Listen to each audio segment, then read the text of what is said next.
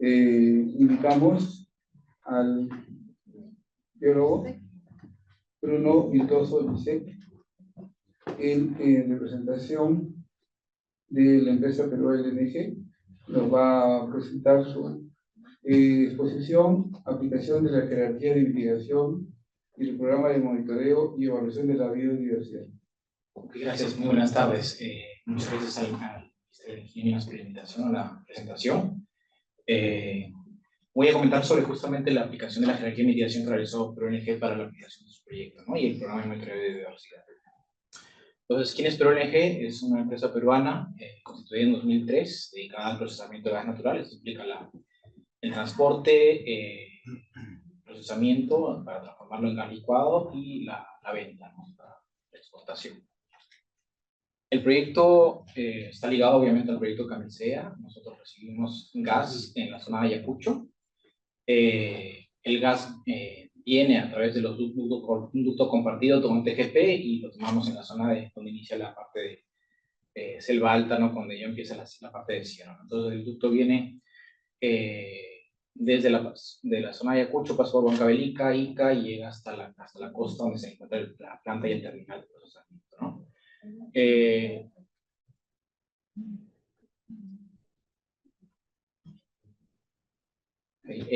El proyecto ProNG es propiedad de 4 empresas, ¿no?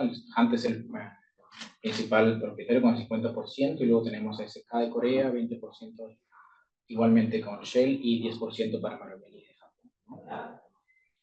Este proyecto tuvo un desafío bastante interesante porque, como vemos en todos los proyectos que tenemos acá en el Perú, los desafíos de biodiversidad son bastante grandes. Donde sea que tú vayas, vas a encontrar mucha biodiversidad, y un proyecto tan grande en el cual vas a atravesar tantos ambientes diferentes, vas a encontrar retos muy distintos en cada zona. Entonces, ¿cómo lo abordamos? A través de la jerarquía y mitigación, ya lo hemos visto anteriormente, limitando, minimizando y restaurando, ¿no? Para finalmente completar o hacer acciones adicionales de conservación. Para ello desarrollamos un plan de acción de biodiversidad. Esto se desarrolló en el 2002 aproximadamente, ¿no? Esto es un poco antes de que se inicien las guías de las salvaguardas del IFC, que fue en el 2006, ¿no? Entonces, esto es un poco anterior a los performance standards del IFC, ¿no? Entonces, los estudios de impacto ambiental se desarrollaron entre el 2002 y 2005, ¿no? Para iniciar la construcción recién en el 2007, ¿no? Es en este momento que además se desarrolla una colaboración con el Smithsonian, que luego se denomina BIMAP, que voy a explicar un poco más adelante. La construcción termina en el 2010, cuando empieza operación, y estamos operando ya 14 años, ¿no? Esta es un poco la estructura del plan de acción de biodiversidad, ¿no? Tenemos uno para que es la parte de transporte, que es la zona de ducto, y lo que es para la parte marina, que es lo que es el terminal y la planta, ¿no?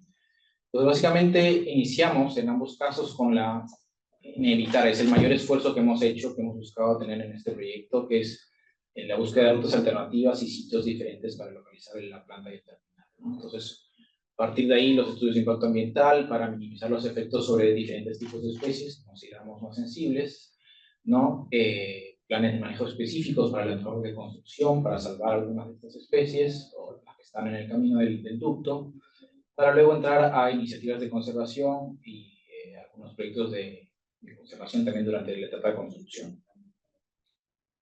De manera general, la parte que les mencionaba, que es un poco el mayor esfuerzo que se hizo, fue en la selección de sitios, ¿no? Habían diferentes rutas alternativas para la forma en la que iba a llegar el ducto desde Ayacucho hasta Cañete, en Lima, pero incluso acá nos sale una parte inicial, que es cómo llevar el gas desde Camisea a Ayacucho. Entonces hubo una inversión para que el ducto que traía de TGP fuese más ancho y no hacer una nueva construcción de un nuevo ducto. Entonces, en el momento antes de que ellos empiecen, se hizo una ampliación de este ducto, y el transporte que se hace trae el ducto que es para nosotros y que también es para TGP en su momento, que va para luego, para la selección de rutas alternativas, cuando teníamos inicialmente una ruta de 300 kilómetros, buscando evitar hábitats más sensibles, especialmente ligados a aguaferales o otros tipos de humedales y cuerpos de agua, así como temas de comunidades y zonas arqueológicas, pasamos un ducto de 300 kilómetros a un ducto de 408 kilómetros, para evitar especialmente zonas sensibles. Entonces, todo un tema de selección de ruta.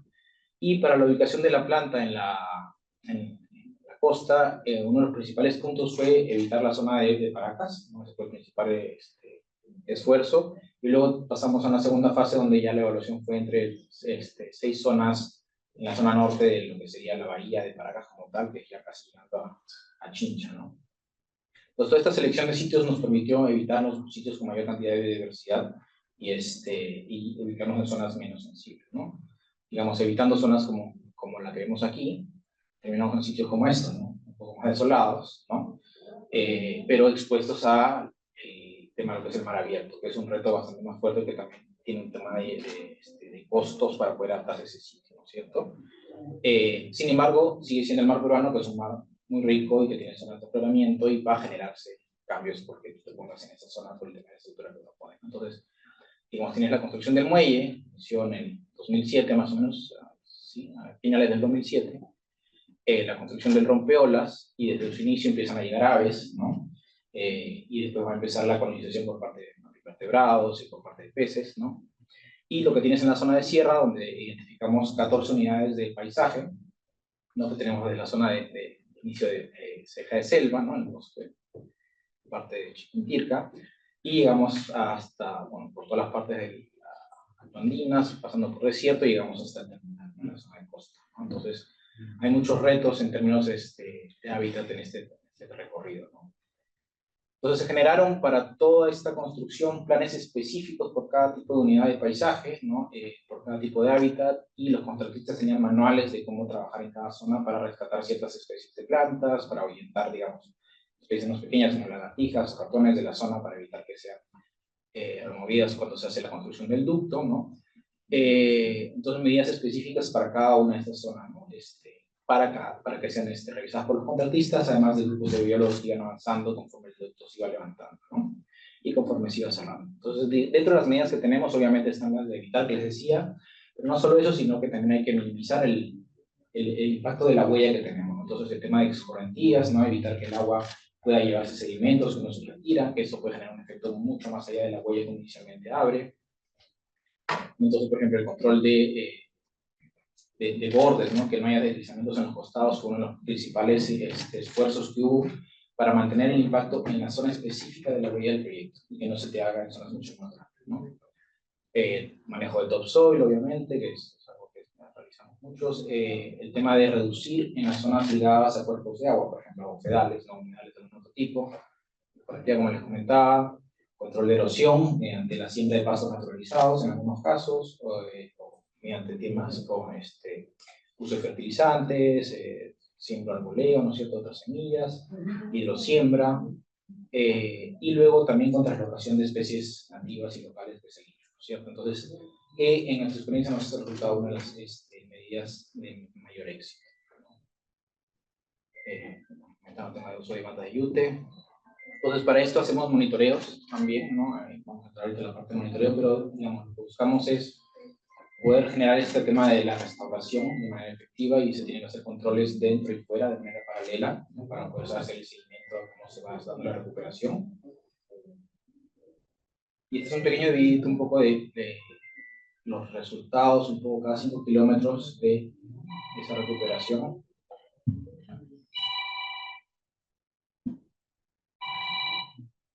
Vamos a ver un poco cómo es del 2010 hasta el 2019.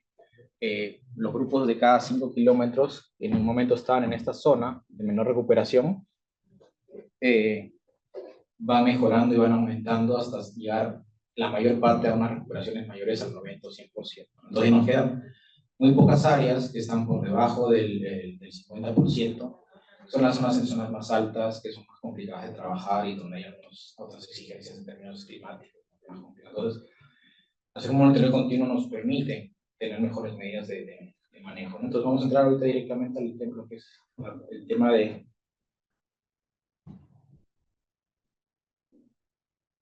el programa de monitoreo de biodiversidad, que es esta colaboración que iniciamos en el 2008 con el Smithsonian, ¿no?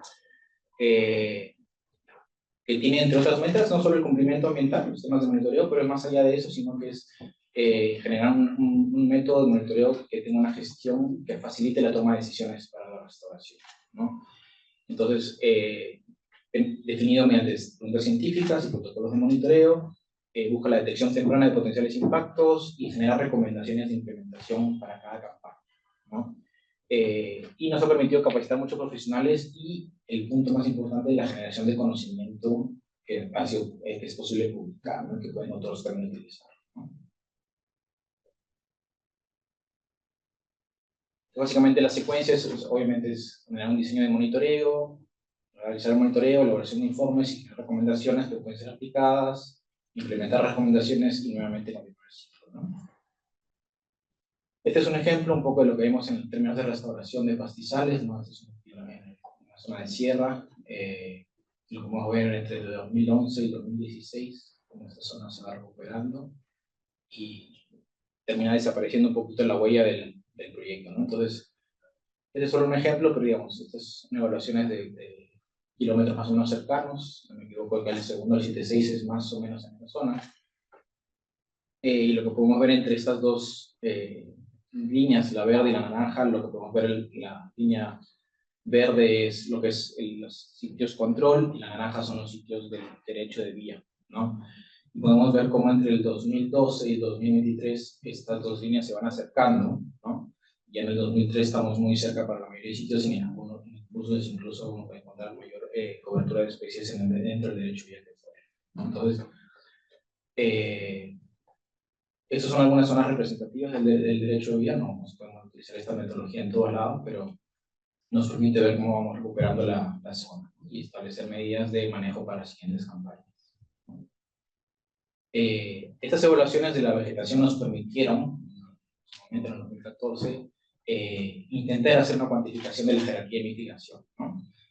Utilizando el concepto de las tareas de calidad, ¿no? Haciendo una especie de multiplicación entre el espacio de la vegetación y el tipo de hábitat que tienes por el tipo de servicios que da este hábitat, por el nivel de recuperación en términos de cobertura y de riqueza de especies, ¿no? Y esto nos permitió hacer una valoración de cómo vamos en términos de recuperación a nivel de todo el derecho de vía, ¿no? Los 408 kilómetros. Hay una parte que es un poquito difícil de calcular porque las rutas alternativas es un poco difícil saber qué tanto en términos de hábitats, porque no tienes una orden de todas las rutas alternativas, cuánto es lo que pudiste evitar en una reserva de ruta inicial, ¿no? Pero digamos, ya desde un inicio de la construcción, digamos, esto es lo que yo he visto en términos de bofedales o la parte verde, ¿no? Lo que he visto en términos de bofedales o pequeños bosques, con el tema del microruteo. Y luego lo que tenemos en azul es todo lo que yo voy restaurando. Y si vemos desde el 2010 hasta el 2018, que es la última vez que actualizamos esta curva, estamos muy cerca ya de lograr la no pérdida de vegetación. O sea, entonces nos falta muy poquito. Y en algunas zonas, de hecho, ya lo hemos logrado, pero como parte de nuestros compromisos de monitoreo implican que ya más del 90% yo ya monitorear algunas zonas, no puedo utilizar en total mi tabla, pero digamos, sabemos que estamos muy cerca en la mayoría de sitios, en unos casos ya lo logramos de todas maneras también, ¿no? Como algunos ejemplos, el monitoreo de bofedales, por ejemplo, desde el 2012 se vienen evaluando mediante diferentes metodologías, una metodología con temas de fotos y pequeños puntos dentro de las fotos, una guía que utilizábamos. Luego utilizamos una metodología similar, pero lo que teníamos en el 2012 aproximadamente, a 2 años de haber cerrado el ducto, nuestro nivel de recuperación era muy, muy bajo, digamos a menos del 10% de recuperación en términos de bofedales. Entonces, se aplicaron una serie de medidas para mejorar estos bofedales, y luego iniciamos una fase de recuperación, y lo que nos permitió ver curvas de recuperación ahorita estamos alrededor de 65-60%. Sin embargo, vemos que en los últimos años, debido a términos climáticos, en los bofedales control, que están en líneas verdes arriba, que no son bofedales cruzados, el tema climático ha hecho que tengan una pérdida bastante fuerte en términos de riqueza de especies típicas de bofedal y cobertura de especies de bofedal. Entonces, ahorita estamos con un tema de que el clima no ayuda. Si bien tenemos una recuperación fuerte en los bofedales cruzados, la condición de los bofedales a nivel de contexto es bastante mala. Entonces, eso es un reto ahorita fuerte, pero eso nos permite establecer medidas nuevas para mejorar cada año, ¿no? Entonces, este tema es justamente la gestión continua, ¿no? los impactos. Otro ejemplo en bosque montano, teníamos a inicios, esta es una zona bastante pequeña del derecho de vía, son más o menos 1,5 kilómetros, ¿no? De los 408 es una zona cortita, pero digamos, tenemos un sector donde tenemos una zona boscosa bastante pristina, por así decirlo, porque en realidad sí es usada, y una zona de matorral. Entonces, entre estos dos sectores teníamos que se generó una especie de fragmentación de hábitat porque el ducto no permitía el crecimiento de especies en su momento, ¿no? Entonces, se hizo una evaluación bastante interesante para ver las heces de los roedores y ver qué especies eran las que consumían, porque muchos de los insectos comían especies de plantas de la zona, y esas especies se llevaron a vivero, ¿no? Se identificaron algunas de ellas que podían ser trabajadas en vivero, algunas funcionaron, y con esas se hizo un trabajo de restauración, ¿no? Entonces, esta es una foto del 2015 donde está bastante más recuperado, actualiza un poquito la foto, pero incluso ahora ya no se ve poco la diferencia, ¿no? Y tenemos registros de roedores cruzando la zona y utilizando el derecho de vía en este sector, ¿no? Este es un poquito lo que era la curva de recuperación para esa zona, hasta el 2016, pero está un poquito mejor incluso ahora, ¿no? Luego pasamos a ejemplos de los temas del terminal, la parte marina.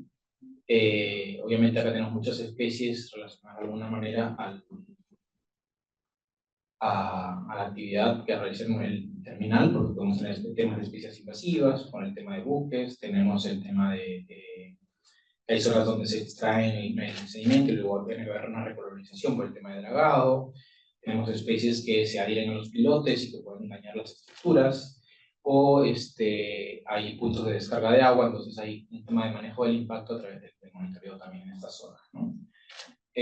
Para eventos y para el tema de peces de manera similar, evaluamos otro tipo de impactos similares, tema de especies de valor comercial y tema de especies relacionadas a justamente la actividad de la pesquera local, ¿no? De manera similar, hacemos el monitoreo de aves marinas, no solo relacionado al impacto que genera el terminal sobre ellas, sino como estructura el terminal ha permitido la llegada de muchas aves, ¿no? En algunos casos, por ejemplo, el zarcillo, que en algunas zonas está muy amenazada, en nuestro terminal más bien es una especie de plaga, ¿no? Que ya no nos dejan ni trabajar, ¿no? Porque está en todas las estructuras. Entonces, hemos tenido picos de hasta 40.000 zarcillos en el terminal, debido a que las estructuras facilitan su acceso y son especies que ponen nidos en todas las partes, ¿no?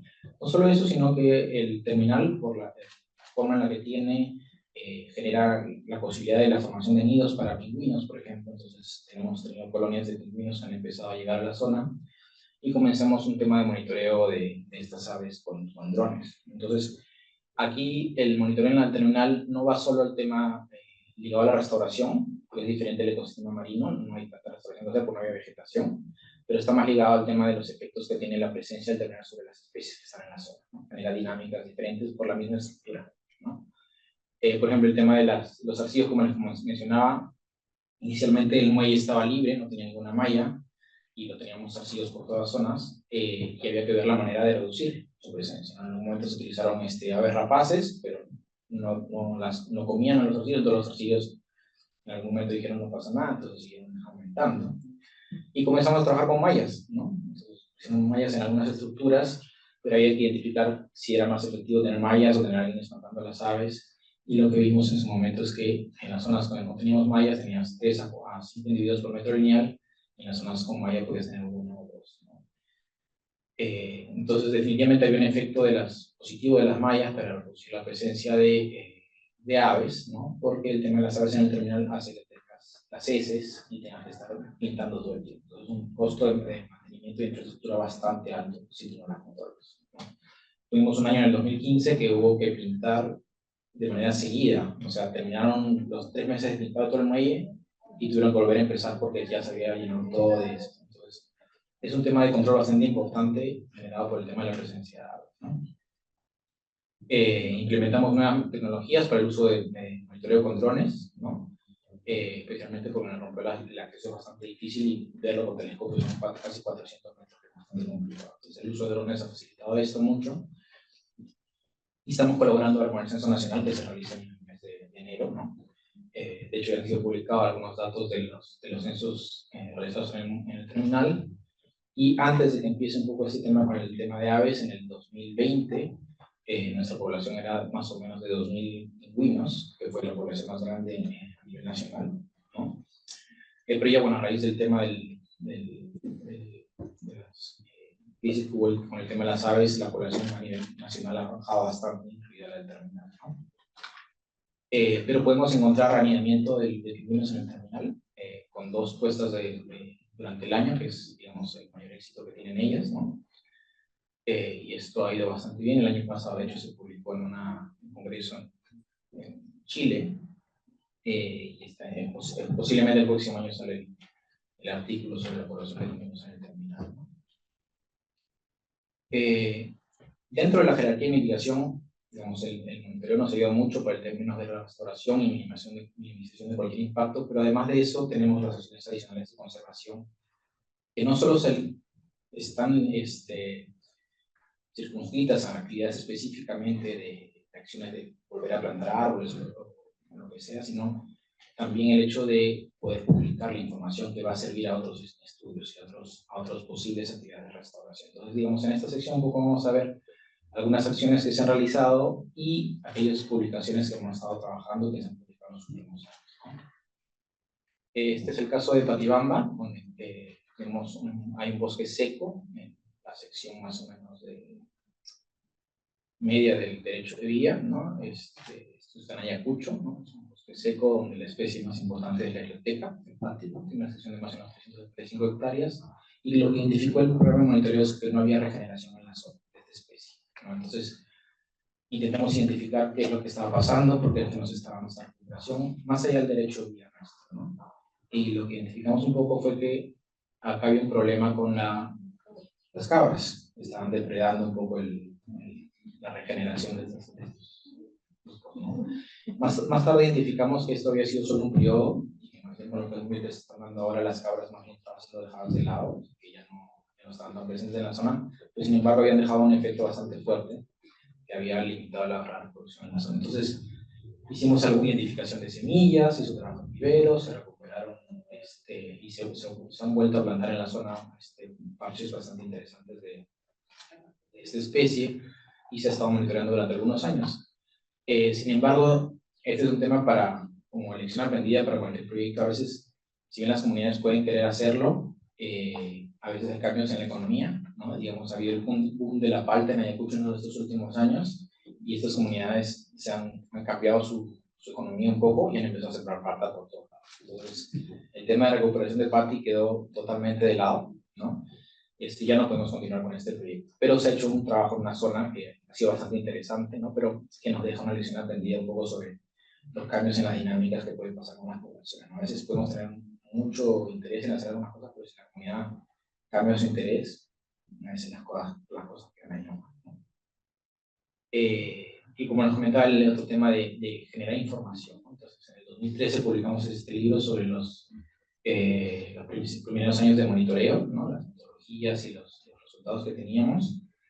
Luego hemos estado publicando guías de identificación de especies, un poco estas son bastante más sencillas, para uso general, y algunas más de uso para biólogos, ¿no? Directamente, ¿no? Para uso en campo, ¿no? Guías de campo que se han estado publicando hasta el 2022, es la última que hemos hecho de peces, y luego estamos trabajando en una actualización de esta. Estas están disponibles en la página del Field Museum y en la página web del programa también, del BIMA. Además, como un cómic sobre el pingüino, como sucedió su llegada al terminal. Esperamos en algún momento sacar un segundo número, ¿no? Además de la participación en diferentes ponencias y congresos que hay llevando información de todo lo que se hace con este monitoreo.